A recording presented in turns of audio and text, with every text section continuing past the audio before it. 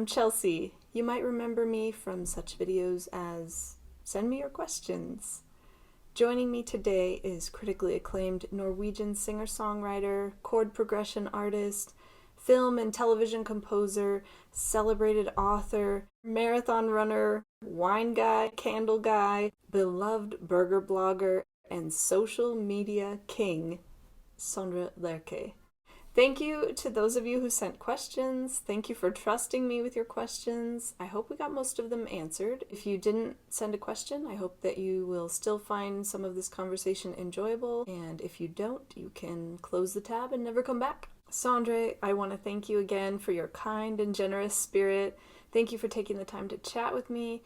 Your music has meant so much to me in the past 20 years of my life. I don't think I even mentioned it when I was with you, but I want to mention it now. Also, I want to shout out to the guys, David Heilman, Alexander von Meren, Chris Holm, Matthias Tellez, Kato Odland. I think I speak for many of us when I say that the friendship and love that you all share, the joy that you get from working together is uplifting and inspiring to all of us. We love to see it. We talked about this being a hard-hitting interview, hard-hitting questions, but the songs are kind of hard-hitting, you know? They're very personal, and I wondered, like, you have this persona on social media and on stage that is pretty positive and upbeat, I feel like, and how do you kind of maintain that positivity? Do you feel like you are, or is that just kind of like... Yeah, I am. Yeah. I think I am pretty upbeat and positive. And I feel very lucky. I think as I grow a little older, I feel more and more lucky that I have that sort of default disposition in a sense, because of course I know plenty of people for whom that is a great challenge, just to even find like, there's no specific reason that they're not positive. It just is, Yeah. And I generally, I feel that I'm very happy to be alive. And I've always felt that way. That being said, of course, the music for me is the place where I try to understand the world and myself. And I think maybe that's a common misconception that you have, or people have about, people who are positive or who are friendly or whatever, who sort of have faith in the world, seemingly. That is sort of, that means that there's nothing else going on in a way, And obviously in music, that's where I can, or that's where I feel I create a language for insecurity and confusion and desire and loss and all these things, and that's also very much a part of me, and so the music contains that multitude in a sense, but yeah, me, I think obviously in social media you also become a character, I feel that social media is a performance space in the same way that the stage is, or making a record. But I like to keep, or I feel that that version of me is very rooted in something that's real. It's almost, sometimes I like to play the character of myself, on social media. So yeah, it's that's kind of. That's kind of who I am, but it's not not the only thing I am, of course. Yeah, sure. In the song "Avatars of Love," you obviously mention many different songs that were meaningful to you, and artists and albums. And then there's the part where you say, "Then play our song before we pause." And I was wondering if there's a specific song that comes to mind for you, or if you don't have to say what it is. No. Yeah, I just wondered. Absolutely, and that was something. That whole section with all the songs and artists and records went through a lot of. I tried out a lot of different titles, and a lot of different versions, and then I changed this song, and I changed it to the last minute when I was recording the vocals. Originally, I had a song by Orange Juice called "Dying Day," and then I changed that one to Sherlock Holmes by Sparks. And so I made all these like nerdy changes that felt meaningful at the moment, but it was in the end it was almost kind of random. Some of the songs, some were very definite. This has to be there, but there was a song that I'm thinking of, and that I will not, of course, disclose what is, but that was originally in it, and then I couldn't make it work, and then I thought, well, maybe I'll paraphrase some lyrics from it. Maybe for the intro, because there's that little spoken thing at the intro, or maybe I was going to do one for the outro. There would be another sort of dialogue moment or monologue moment, and I couldn't make that work. And then I rewrote that sort of chorus that comes at the end and play our song before we pause. It's now the saddest little song there ever was, and it was suddenly this song that was very meaningful and beautiful and hopeful. Maybe it'll come back around in another decade, and you'll love it. Absolutely, songs take on a meaning that is informed by the surroundings and the state you're in, and the memories that you connect with the songs, and I thought that's part of what all these songs, the fascination I have with all these titles and songs, is that some of these songs I've had with me for my entire life, it feels, and they've constantly adapted to my life. They've changed. Their meaning has changed for me, and so here was yet another magical song that once was happy and now is sad, because life happens, and you don't always get the conclusion or the ending or the future that you want, and so suddenly this song represented that. But that's it. It's a great song, but that is the song I think of when I sing that. Okay. Well, I think it works for the audience, the listener, to maybe insert their own song. Exactly. And not that you need to do that with all of your music, but I think maybe many people can relate to that. Yeah, absolutely. I like to think so, especially now with a record like this, where the lyrics are in a way very, to me at least, they feel very specific, and they feel very, very, very sincere in a sense. I do like to think that there's still room for the listener to insert their own experience into some of these scenarios. They don't just belong to me. In Guarantee That I'd Be Loved, when it starts out saying he was a friend of mine, is that about you, or is there another person? That is a good interpretation. That also is a song, of course. There's a couple of songs where I felt really strongly about that song and Dead of the Night, because I always start with a song that sort of relates to myself, and usually it ends that way as well. But with those songs, I felt that I was excited because I felt I managed to open up the perspective. Dead of the Night, I feel the perspective widens to sort of include all of humanity by the end of it, and that was new to me. But Guarantee, also, I feel it for me, it is uniquely personal, but I felt that there's a couple of things in the lyrics that sort of, I think I was trying to sort of keep the intimacy, but still have it sort of basically not person. Like make it not feel less personal for being sort of inclusive in a sense. But to me, the first verse is not myself. It is that is a very specific thing. But it was a song that I felt it was very intense writing that. I wrote it a couple of days around Christmas in 2020. And I had, for a long time, I had this idea, almost like a movie outline, where you sort of outline the story of a song that sort of devotes a sort of almost like a cold analysis many years after the fact, on the self in different relationships. So like obviously we all have hindsight.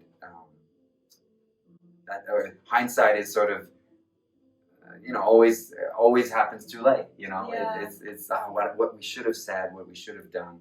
Suddenly we understand what the other person was going through, why they acted that way, why this happened, how we failed, why we didn't understand that, and what that actually was about. So much of it is, you think you're acting one way, but then 10 years later you understand, oh, that was just because I was afraid of this.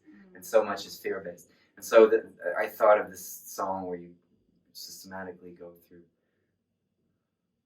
different relationships. Say, is this like your thank you next almost? It's very thorough now. Yeah, but it's I actually didn't think of thank you next, but that's an interesting format. Yes. Have thank you next. Exactly. And when I rewrote that into Norwegian, when I did the cover of Thank You Next, I did sort of just apply her model to some of my own relationships. Although that lyric I wrote in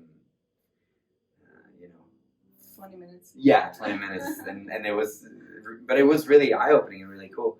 It is a good format, but this is maybe this if like Thank You Next is like a short movie, then this is like a mini-series. Cinematic.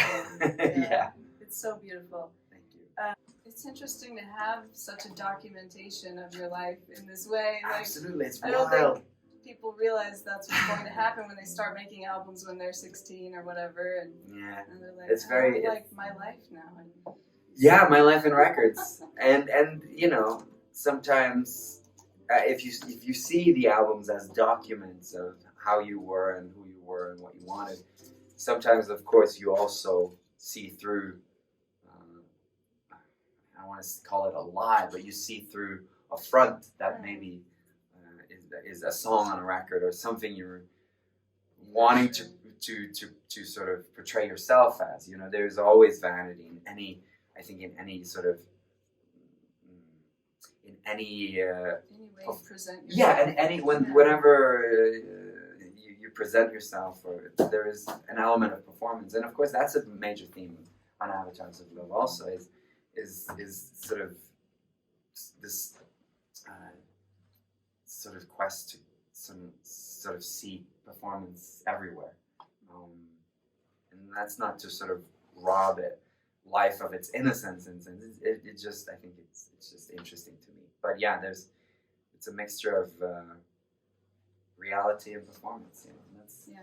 That's the collective works of me, and I think maybe a great part of life as well. Yeah. I got a question from Sam, Jenny the friend. Oh yeah, we saw her up in Vancouver. Yeah, She was saying, your past albums have been pretty independent, though we know your bandmates, obviously the guys, but this one particularly contains so many features, contains multitudes of features. What was it about this album that inspired you to include so many other voices and telling your stories? It was actually it was very obvious to me towards the end of the record when I started accepting it. Shit, this is going to be a double album. It's a lot of music. There's a lot going on, and it's been written and recorded in this very intense, concentrated time period. And geographically, it all takes place in Bergen, sort of, or recorded in Bergen, except for Dave's parts, which were mainly recorded in New Jersey, that he sent over to us. So it was really a sense of almost, well, we gotta open a door, we gotta let in the sun, we gotta open a window, get different air in. And I felt, well, because it's so long and there's so many words, long songs and everything, I thought, well, it'd be refreshing and good for the arc of the album to have other voices that color the songs. And I like to call it sort of offers, because it's sort of when I work with guys, with my band, with Dave and Chris and Alex, and then also the producers, I'm sometimes specifically looking for something for a section. I don't know necessarily what it is, but I will say, do you have any offers? And and I usually and then I just get bountiful beautiful things in return. But I wanted to extend that sort of request to people outside of my world and sort of my group of people, and say, well, what happens if I ask Chai for that? Are they willing to do it? And what comes back, and then how can we organically incorporate that into recording? And Mary Lattimore, I didn't give specific instructions other than just feel the song and maybe feel also where you think something should happen that isn't there, And then we got lots in return, and then it was sort of just a beautiful sort of final ritual before preparing the songs for the final mix, and to sort of incorporate all these elements, different, and also especially just human voices, like Felicia. That song, Special Needs, it became clear to me that wanted to be represented by two voices. I really like unison or octaves. I do. It's not that I'm against harmonies. Sometimes I like harmonies, but I'm very fond of, and I do that with myself. I do octaves of the lead because I really like having very rich chords, but then having the sort of supreme melody, and just occasionally a little bit of harmony. And I thought it'd be really cool to have this song, Special Needs, having these two octaves that just follow each other. That's cool. It almost feels like it's her song. Yeah, I don't mean that in a bad way at all. Absolutely. I just think it sounds so cool. She really, really knocked it out of the park. She recorded that at home, and when that came, because I'm singing the low part much lower than I usually do. Yeah. And I had originally recorded her part and for her to sort of fill in that, and then when we got that back, it was like, we felt this. Well, now awesome. she's driving the narrative, and I was so happy with it. And then she added a couple of harmonies that also felt like opening a window. I felt because she sings in a way that I couldn't possibly. So that was very cool. A question from Travis, who gave you a High Llamas t-shirt one year. Oh, okay, too, yeah. I think. He wanted to know a little bit more about Elusive Kato. So, how you met, why he's so elusive, which sometimes I think just means he's not really on social media. Yes, although this is true. He is recently. Well, this is the funny part, because he joined Instagram a week ago. So Elusive Kato is no longer so elusive. I know. And now, of course, we may have lost him to social media, because now all he thinks about is content. Yeah. Creating content, finding content. So he's really trying to master the format. I'm telling you, he's gonna be better than all of us by the end of this. But we may have lost a great musician, of course. But did he work on Faces Down? He did. Kato plays guitar on some of the Faces Down songs, and then he was a part of my live group from 2000 to 2008. I think we played our last show together. We were known as the Faces Down. Yeah. So they were named after that record. But he was the guitar player in that band, and became already when I was starting to try to record the album Two-Way Monologue. Kato was very instrumental in helping me demo those songs, because I had been playing with this group of musicians then, including him, and I felt, well, I want to incorporate them more into the recording, and so he really recorded all the demos for Two-Way Monologue. And played a really really important part, and then we just kept playing. So he's been, all these places we're playing now in this U.S. tour. Every city we come to where I've been before, I'm like, Kato, you've been here before. And he has no memory of any city. He remembers L.A. because we spent 2 months there recording Phantom Punch. But other than that, like, he's like, oh, well, I told him that you've been to Denver before. Oh, really? Yeah. So he is maybe elusive in that sense too, but then when he stopped touring, and I did a couple of years where I only played solo shows, and I made the Down in Real Life soundtrack, but then I asked Kato if he wanted to produce this album called Heartbeat Radio, and that was the first record we did together that he produced. And then he was the co-producer on the self-titled album, and he produced Bad Law, Legends, and Crickets on Please, and he produced Soft Feelings, I'm Always Watching, Bleeding Out Into Blue, and Hello Stranger on Pleasure. And then on Please, now you're getting the full. On Please, he did I Love You Because It's True, That's All There Is, and probably more. I can't remember. Oh, he did After the Exorcism, Please, too. So he's been one of my very dearest go-to guys, you know. We do a lot of stuff, just him and I in the studio, and then often we get Dave to come in and, you know, open some doors and close some windows. And and he did Serenading in the Trenches as well. So, and then on this one also, yeah, he's been, you know, we re-recorded Dead of the Night one day, and then the next day we did all of Dead of the Night. We did that all in one day, and then the next morning we got, you know, we met up in the studio again, and we did Summer Reverse. So he's someone I feel I can go in all sorts of directions with, because he's always up for whatever. If I'll just give him some reference and say, can we go here? And he'll just like, it's, you know, he'll just find ways of taking us there, you know. So he's really something. So Cut also was his co-production. Did you meet him because he was in a neighboring studio to H.P. Gunderson? He actually had a studio with H.P. Gunderson. Oh, okay. So when in 97 or 8, when H.P. Gunderson discovered me, he had a studio with Kato. And Kato was sort of the young guy, younger than I am now. He was originally a session guitar player when he was 17, 18. And then he got off that train and just started working in studios and producing and still playing some gigs. But yeah, so I met him there. He's, you know, just a shy young guy.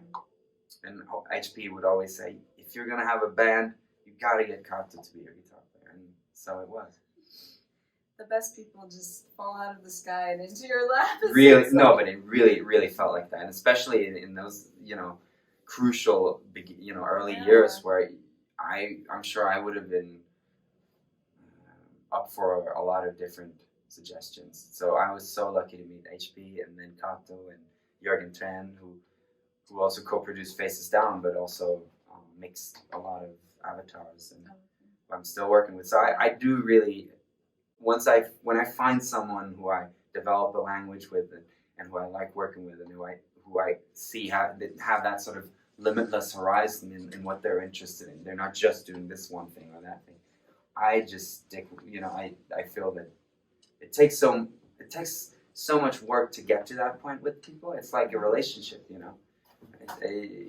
You just hate giving it up when you've developed all these great ways of working and communicating and being together. It's such a wonderful, that is the greatest resource. Yeah. And so that's important to me. And I see that now, especially with Avatars of Love, because it combines all these long-time relationships in music that are also, of course, friends and human relationships. Yeah. He also asked if there's more major 7 and the minors coming from Kato. Okay, so I didn't know about this. This was that is Kato's solo project. Okay. That he put out 2 records for that in, I don't know, 2006, 7, 8, 9. I don't think so. Yeah. Kato now, he does mainly busy. Yeah, he's busy. He mainly does music for theater and plays, and I don't think he produces artists even anymore. And he's certainly, I don't think, you know, he writes songs for plays and stuff and arranges it and produces it, but he doesn't. I think he just told me actually that he doesn't see himself as a songwriter because he hates writing lyrics, and he doesn't feel that he sort of have found or that he was ambitious in that sense, but he loves making music. So that indicates, I think, that there may not be more major 7 in the minors coming. In like January of 2021, you tweeted something like, I know it's still early, but I think I've just written the best Norwegian bossa nova song of the year. And I'm just curious, like, do you remember what song that was? Oh, yeah. My Love Still Waits. Oh, okay. Mm-hmm. Yeah. Okay, that's a good. Yeah. That is a very No, good. because that, and I've written, of course, a lot of Brazilian and bossa nova inspired songs. And I think I felt that why did I write the Book of Love from Patience? That was the first sort of almost deliberate bossa nova song where I feel this is that, and I feel sort of the same about My Love Still Waits, that it and I think it's a better song. So but that it is a very bold and maybe tacky thing to say, but what is social media for if not to proclaim that you have written the best Norwegian bossa nova song of the year? I wish that was a category at the Grammys, but sadly, that's not the one we live in. Nicholas from Argentina wants to know, when you start writing a new song, what's the most common process for you to get the magic we all know? Do you play guitar every day when you're not touring? Okay. No. But it is sort of, it goes in periods, but I think I probably played guitar every day of that year when I made Avatars of Love, because I was just constantly in a song and trying to better the song. So for that record, it became common to have maybe a kind of specific musical idea, but that left a lot of room and space for the lyrics, and then I would just start writing the lyrics, and the lyrics would sort of take charge of the song, even though I maybe had melodies sort of, and that was kind of new, because I would always start with very clear melody and chord progression, and then filling in the lyrics. That was the hard part that took years sometimes. But with Avatars, I found like this rhythm of just finding the sort of a vaguer shape of the song, a vaguer shape of the lyric, and then or the melody, and then start writing the lyric. And then I'd spend maybe 2 weeks just on the lyrics, but constantly playing the song, shaping it, and then that just was a sort of a new method in a sense. Do you hear things when you're not playing guitar? Like walking around, you'll hear things that just come to mind, like melody? Yeah, not so much now. It's strange. Like, I haven't written a full song since the last song I wrote for the album for Avatars was Magnitude of Love, and I finished that almost a year ago. I think I finished that around early June of last year, and we recorded it immediately, and that was the last recording. And then the rest of the summer I just spent finishing the album and everything, but I haven't written a song since then. And before, when I was younger, I would be so afraid if I didn't write a song every week or every day. But now I feel very comfortable, like just, It'll come when or when you're ready for it. Yeah, when I'm ready for it. And I do believe that inspiration does need to find you working. So it's not that I feel like, well, I'm only going to work when I'm inspired. I do feel that my job is to write songs, and sometimes they're inspired and sometimes they're not. But ideally, I will only put out the inspired ones, But you have to write other songs to get to the good ones. But just because this album has been so intense, and the moment I'm done with the record, I have to start thinking about music videos and touring and all these other things, because I run this ship sort of myself with good help, of course. But so then I'm sort of comfortable just like switching off a bit the songwriting. But I feel I'm always working, because I'm always thinking about, like, I'm making notes and I'm thinking about it. You, do you write down little phrases sometimes? Yeah, phrases and ideas. Yeah, and just little thoughts of like, well, that could be a song, or this line, or sometimes like cut. The first demo of like just a vague sense of the melody for Cut was ambient funk. So I just had this idea. Well, what if a song could be really funky, but it's also kind of like ambient? And so sometimes it'll come out of a stylistic dumb idea like that. And then, of course, the lyrics and melody can give it life or not, whether depending on if you succeed. So I'll have ideas like that. I'll just write down, like electronic bossa or something like that, and then come back to it later. I know you are a great appreciator of American comedies and things like that. Do you feel like good comedy writing has inspired any of your songwriting? I mean, there's a cadence or a flow sometimes when it's really good in comedy. Absolutely. Yes, I think maybe around the time when I moved to LA and probably before also, but I did enjoy the time when I lived in LA and I was finishing Patience and I would perform at Largo in LA, and so I got to see amazing comedians and perform with them, be in their shows, and they would come and join my shows. And I did feel very inspired by that kind of performance. Also, the way that they would try out material,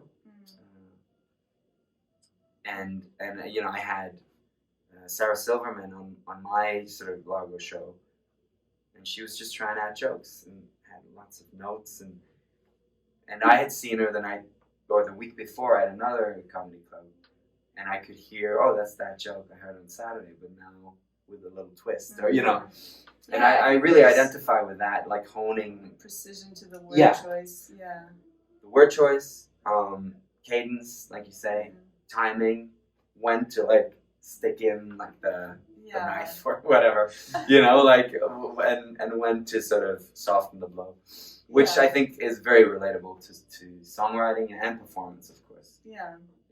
So Noah from Canada wants to know how it compares performing in North America versus like Europe, and I guess Norway would be different even still than the rest of Europe.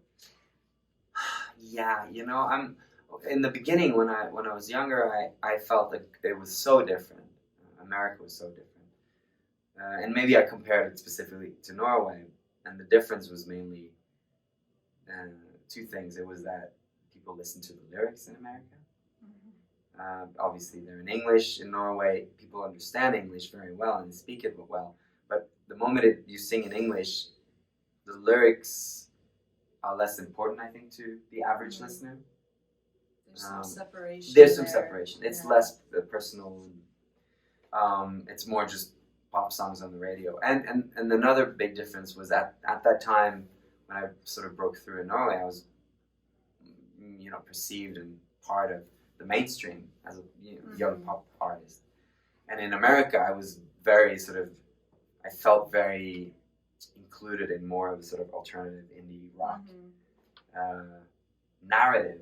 And I think I enjoyed that because I felt that the people who came to the shows then were really like music geeks and fans who really knew some of the same music that I did. And, I felt a kinship there that I think at the time in Norway, this is 20 years ago, I didn't feel. I felt in Norway people were just waiting for the one song that happened to have been on the radio, and people also were always drunk at the shows in Norway because the shows in Norway would start so late and people only went out to drink and music was just something that happened in the background.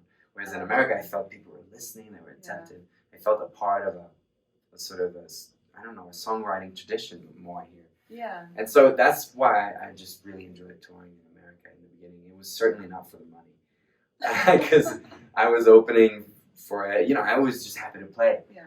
And of course the record started doing well, but I could have stayed in Norway and made a lot more money. But it was really, really great to come to America. And nowadays, I don't know if it's that different now, because now, I don't know, maybe I just played in Europe and I feel every night is different, and so much of it really relies on the room and the setting, So it's things beyond the music in a way that really can determine how it feels. I feel like I've noticed in Norway when I've seen little photos or videos of your shows there, it feels like there's a few more older people coming. Yeah. Have you noticed that? It's like they're Absolutely. finally like, okay, this guy's like, he's sticking around, he's proved himself a reliable...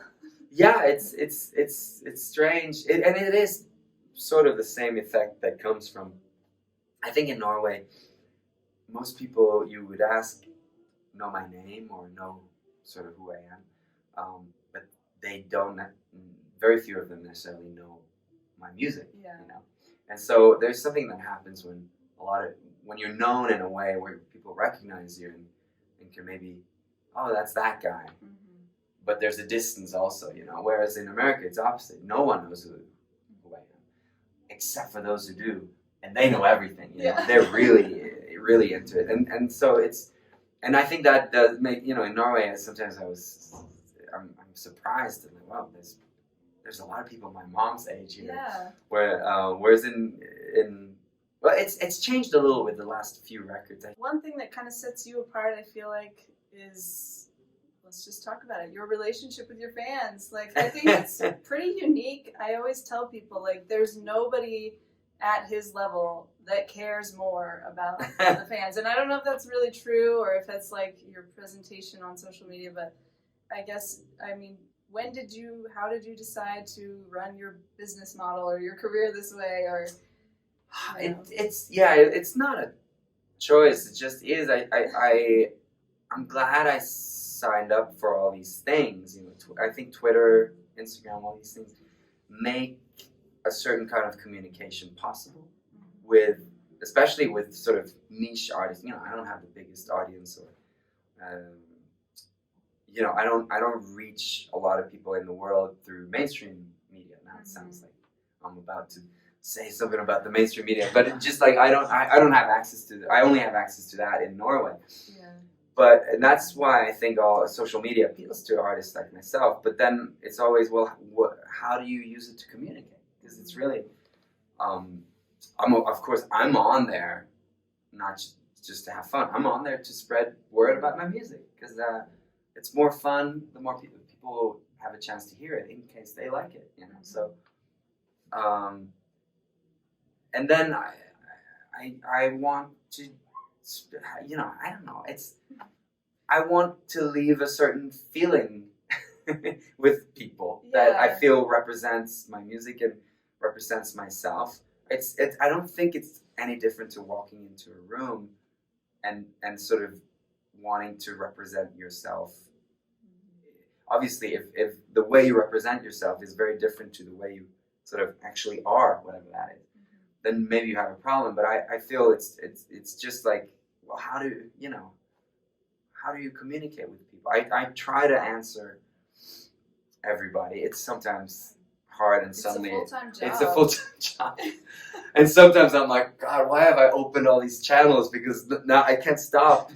You know, now like I can't. But you know, I feel very blessed that I have really cool fans who are really sensitive to also what it takes for me to do this, and who respect the work, of course, and respect the effort that's put into it. But of course, that accessibility, you know, to another artist, lack of accessibility is maybe in their strategy because they're shy, because they don't want that, they don't have time for it, or whatever. And then that, of course, leads to them being mysterious and cool and sexy. I don't know.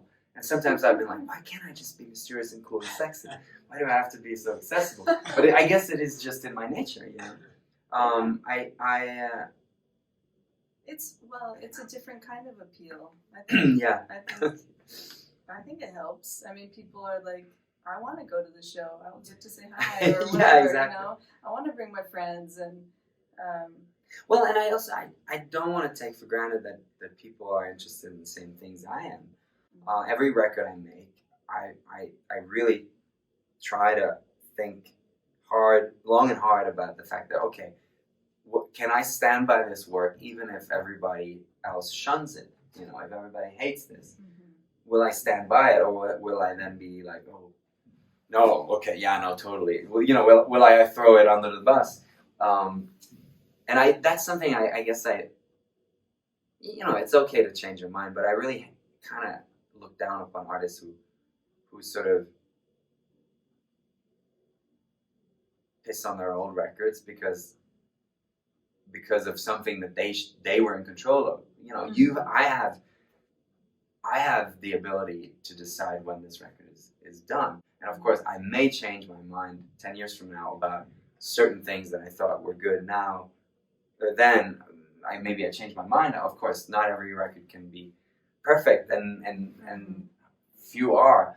But there's something about like staying true to your instincts, and it's really strange to me that a lot of groups and bands, successful ones who have so many resources and opportunities, and are so blessed and privileged, will spend years and years making a record only to put it out, have it flop, and when it flops, they throw it under the bus, and it's like, well, but what are you doing?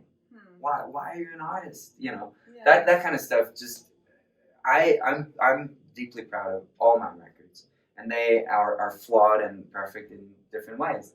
And I can't really understand how you put out a record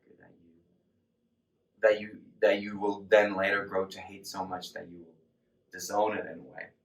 And then I feel that just means that they only like their own work when it's popular, and then that to me I frown upon. But you have to be ready to go to war with this.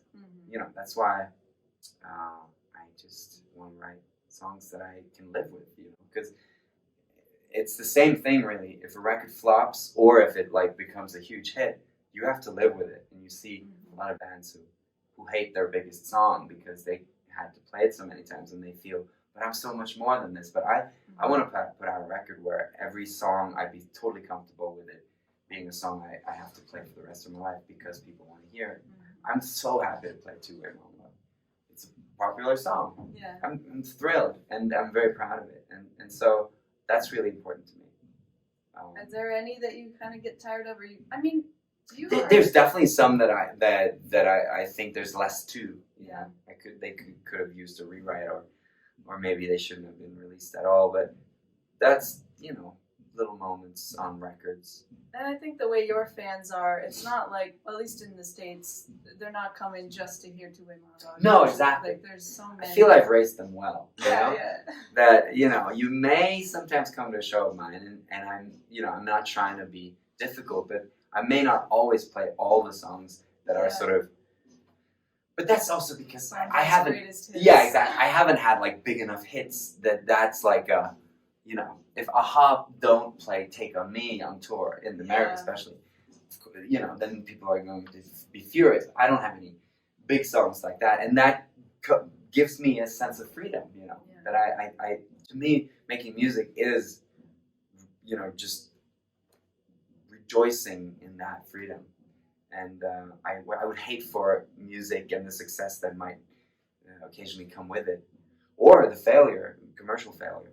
I would hate for that to sort of interfere with my process. I've been very protective of that, and I'm glad I have been. But it may also sometimes make me a tricky artist to sell or develop, or all these, you know, words that I remember from when I was on a major label, like in the 2000s. But I'm very happy to be making it on my terms, at least. So you kind of do have your own label that you publish your stuff. Did you ever think in the early days, like, maybe I'll sign somebody to my label? I'll be like, people have asked me that, because you have a label, you can do that, but it would cost you money, right? Yeah, exactly. It would, because I don't think of the label as a sort of business thing I want to build. It's really, it's like when I started playing guitar, I would just learn to play the guitar so I could write songs. It was just a tool, and my label is just a tool. To own it. Yeah, it's not like I have an office somewhere and a secretary or any, you know. It is just it's just a logo, and I have some good helpers, of course, that connect that little entity to the rest of the world and who know more about it than I do. But honestly, and I've been asked sometimes to produce this artist or that artist or this, but I feel very sort of privileged in the sense that I've always only done what I most want to do, and and that is to make my own music and find a way of putting that into the world and play it. And it would take so much for me to be equally interested in. This makes me sound, of course, incredibly self-obsessed, and maybe I am, but like I would have to be so deeply interested in whoever I was to either produce or put out their record to sort of spend time on that, because I live in my own music, and there's very few moments where I wish I could live in someone else's music. You know, I really I like it here. I like living in my music, and it's hard sometimes because you don't always write the songs that you want to. But I feel like the last 10 years really have been very strong creatively,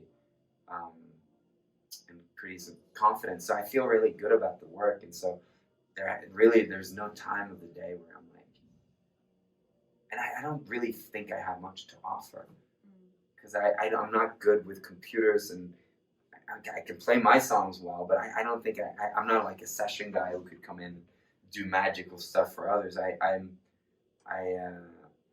don't feel I'm not trying to be falsely modest. I don't think I have a lot to offer, except enthusiasm.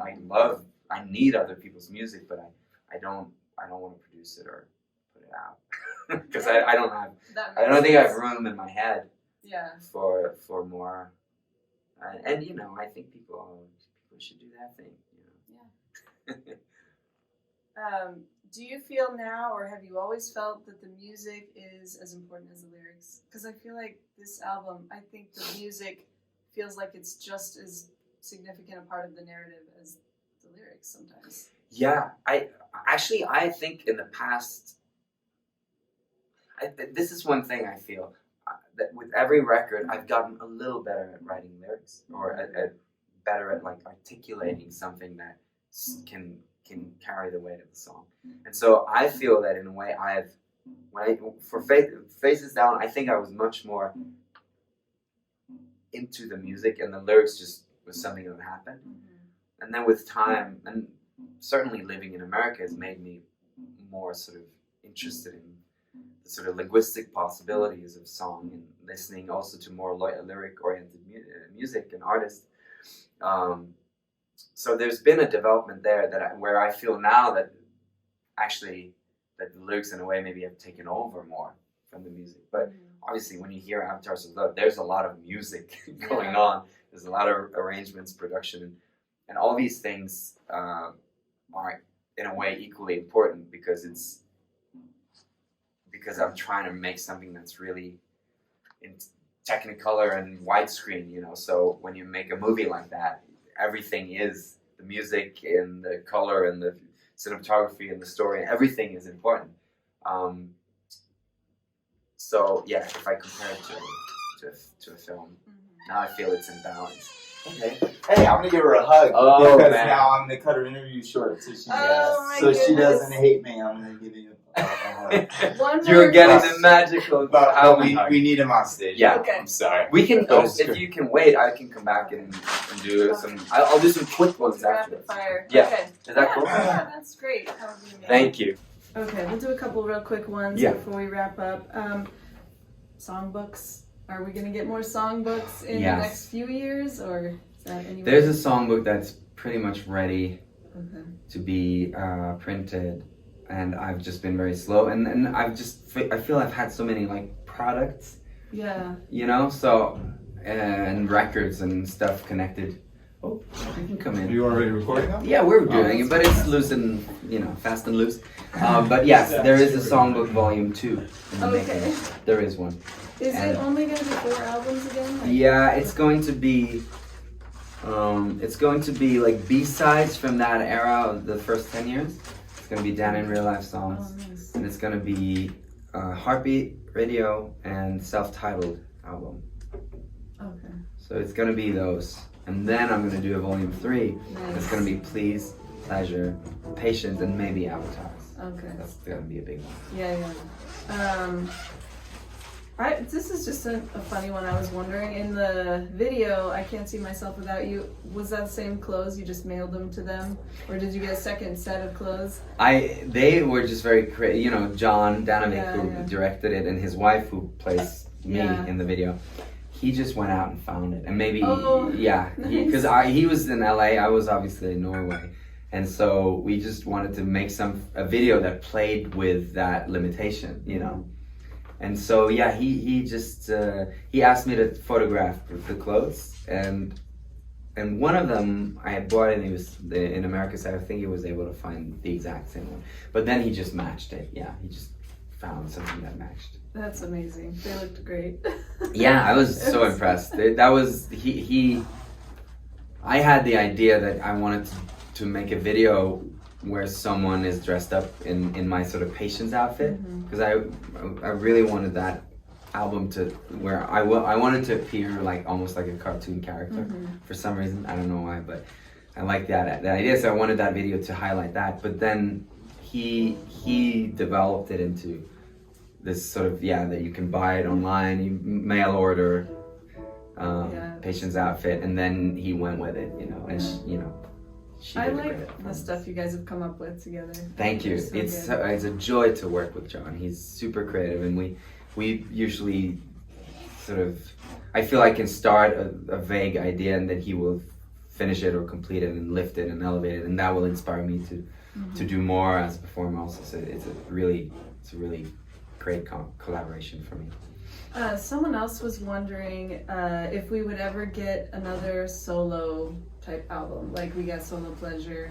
I know they must take so much time that you just don't have, but when you play the songs a lot, then they're in you, and then it's relatively easy to capture it. I am going to do some sort of solo avatars album, because just because of the nature of the songs, I really want to represent them that way as well. And I've gotten to play them a bunch solo, most of them.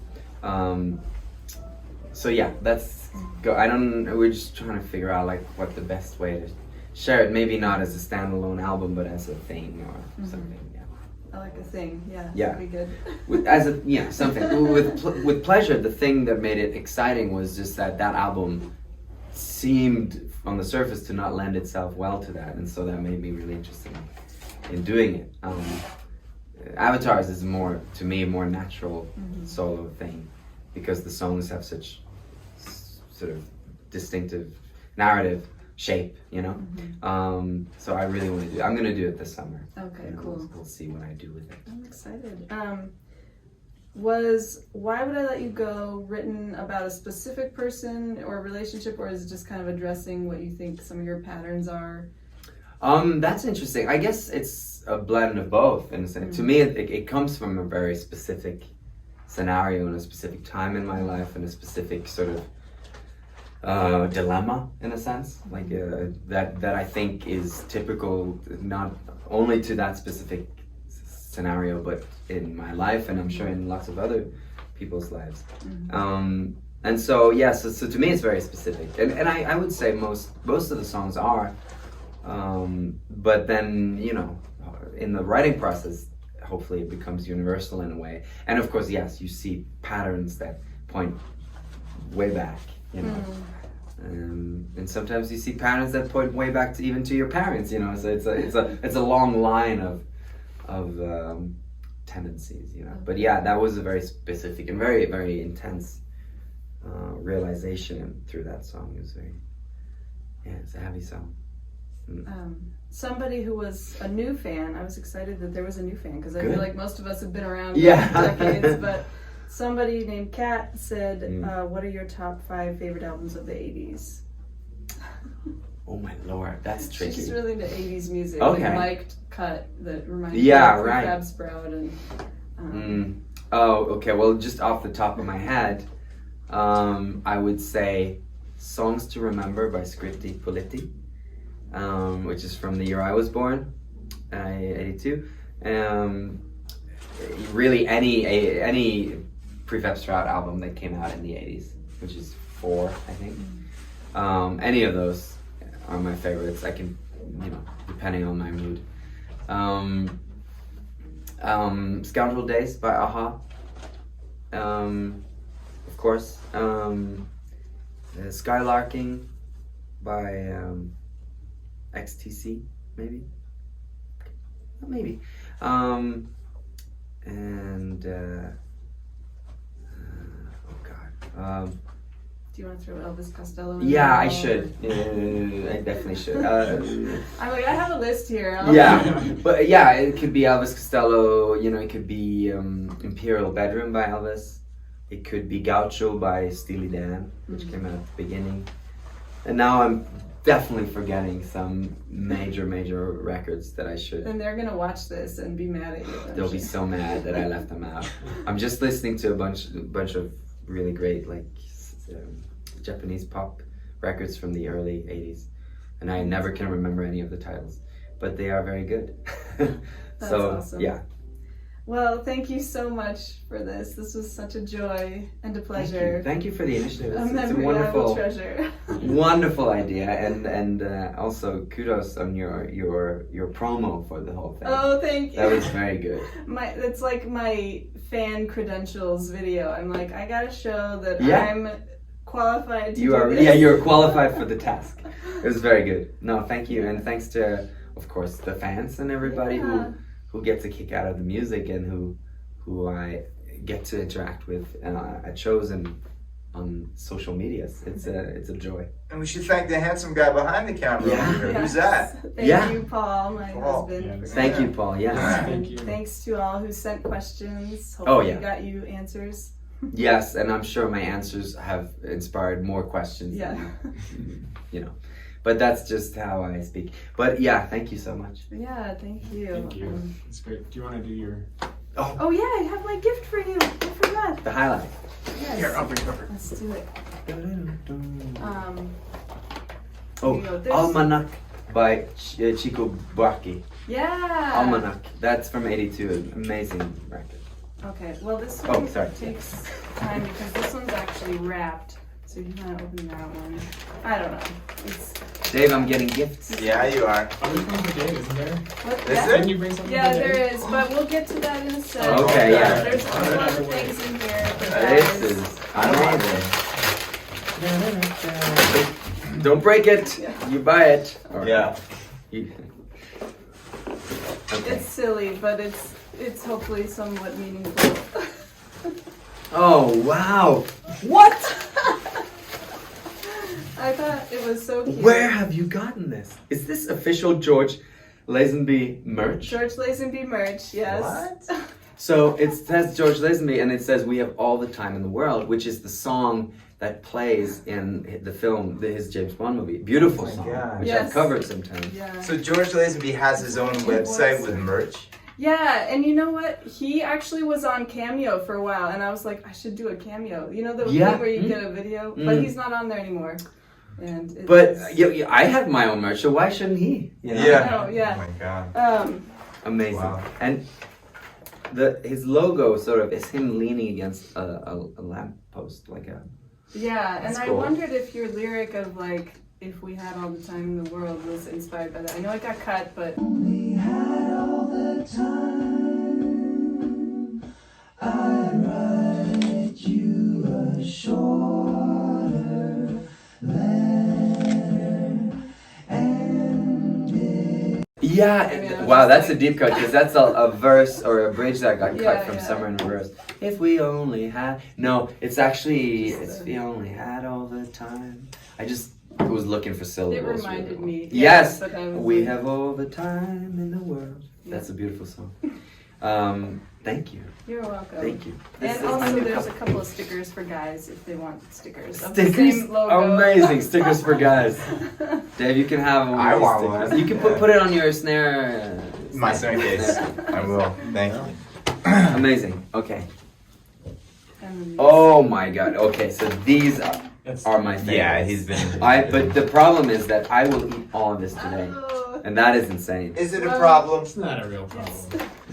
And what is this? That's a This big is- problem. You. Oh. They're plant-based. Is this for Dave? Yes. Oh, that's thank right. Oh my god. Yeah. Plant-based gummy bears. Vegan snacks They from look above. so Thank delicious. you. Yeah. Oh, thank you. That is so kind. kids and grown-ups love it so. No animal gelatin. Much animal gelatin. No animals were killed in the making of my No. gummy unicorns. Yeah. They're actually gummy unicorns, I think. Yeah. That's That awesome. was on purpose. Amazing. Thank you so much. Yeah, thank That you is guys. very You're kind. welcome. Yeah, Thank oh, you. can Are you gonna edit this? Oh, probably. Yeah. Yeah. No, we're live right now. Yeah. Are we live? This is streaming.